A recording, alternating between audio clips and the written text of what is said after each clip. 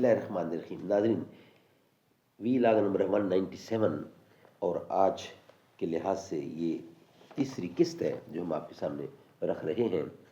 ناظرین، پیج ہے 140، معارف القرآن جلد دوم، سورت آل عمران نمبر 3 اور آیت نمبر ہے 105۔ ناظرین، روزانہ کی بنیاد پر ہم آپ کے سامنے رکھ رہے ہیں قرآن کریم کا ترجمہ، تشریح، تفسیر اور تلاوت کلام پاک۔ اس کتاب کا ٹائٹل ہے معارف القرآن جلد نمبر 2، سورت آل عمران سے لے کر سورت النساء تک، پارہ نمبر 3 کا رکوع نمبر 9 سے لے کر پارہ نمبر 6 کا رکوع نمبر 4۔ رائٹر ہیں اس کتاب کے حضرت مولانا مفتی محمد شفیع صاحب عثمانی رحمۃ اللہ علیہ، مفتی اعظم پاکستان۔ نحمدہ ونصلی علی رسولہ الکریم، بسم اللہ الرحمن الرحیم۔ قال النبی صلی اللہ علیہ وسلم، خیرکم من تعلم القرآن وعلمہ۔ بہترین لوگ وہ ہیں جو خود بھی قرآن پڑھیں، دوسروں کو پڑھائیں، سکھائیں اور لکھائیں۔ سرما بن کر چشم انسان میں سما جاؤں گی میں،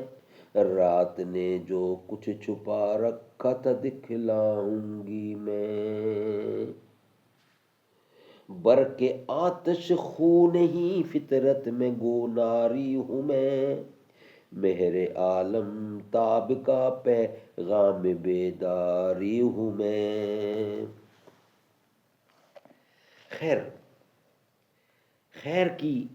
اس سے زیادہ جامع اور معنی تعریف نہیں ہو سکتی، پورا دین شریعت اس میں آ گیا ہے۔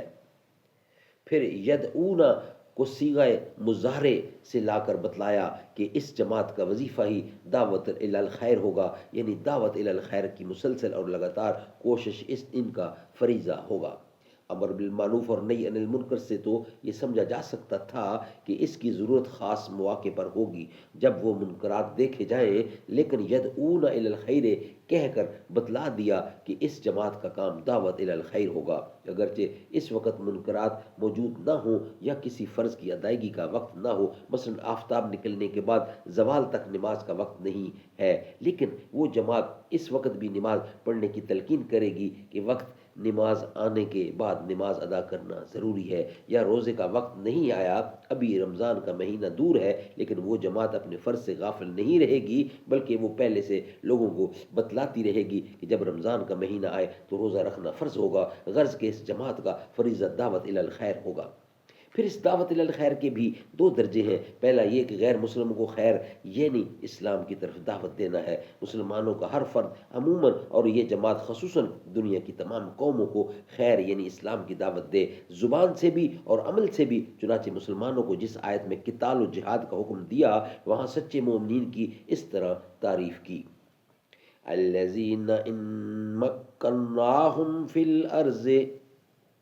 اقاموا الصلاة وآتوا الزکاة وامروا بالمعروف ونہوا عن المنکر، یعنی سچے مسلمان وہ ہیں کہ جب ہم ان کو زمین کی تمکین و قدرت یعنی حکومت دیتے ہیں تو ان کا پہلا کام یہ ہوتا ہے کہ اللہ کی زمین میں نظام اطاعت قائم کرتے ہیں جس کا مظہر نماز ہے، اور اپنا مالیاتی نظام زکوٰۃ کے اصولوں پر قائم کرتے ہیں، نیز امر بالمعروف اور نہی عن المنکر کو اپنا مقصد حیات بناتے ہیں۔ اگر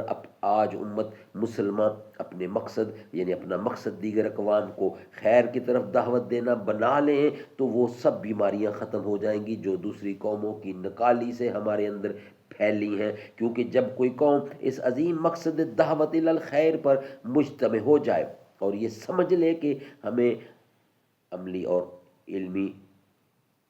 علمی اور عملی حیثیت سے اقوام عالم پر غالب آنا ہے اور اقوام کی تربیت و تہذیب ہمارے ذمے ہے، تو اس کی نا اتفاقیاں بھی یکسر ختم ہو جائیں گی اور پوری قوم ایک عظیم مقصد کے حصول کے لیے لگ جائے گی۔ رسول اللہ صلی اللہ علیہ وسلم اور صحابہ کرام رضوان اللہ اجمعین کی کامیابیوں کا راز اسی میں مضمر تھا۔ حدیث میں ہے کہ حضرت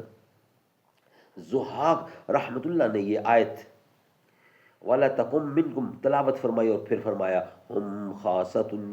اصحاب رسول اللہ صلی اللہ علیہ وسلم، ابن جریر کا حوالہ ہے، یعنی یہ جماعت مخصوص صحابہ کرام کی جماعت ہے، کیونکہ ان نفوس قدسیہ کا ہر فرد خود کو دعوت الی الخیر کا ذمہ دار سمجھتا تھا۔ دعوت الی الخیر کا دوسرا درجہ خود مسلمانوں کو دعوت خیر دینا ہے کہ تمام مسلمان علی العموم اور جماعت خاصہ علی الخصوص مسلمانوں کے درمیان تبلیغ کرے اور فضا دعوت الی الخیر انجام دے۔ پھر اس میں بھی ایک تو دعوت الی الخیر عام ہوگی، یعنی تمام مسلمانوں کو ضروری احکام و اسلامی اخلاق سے واقف کیا جائے۔ دوسری دعوت الی الخیر خاص ہوگی، یعنی امت مسلمہ میں علوم قرآن و سنت کے ماہرین پیدا کرنا۔ اس طرح ایک دوسری آیات میں رہنمائی کی گئی، وہ انشاءاللہ ہم آپ کو نیکسٹ ویلا کی صورت میں آپ کے سامنے رکھیں گے۔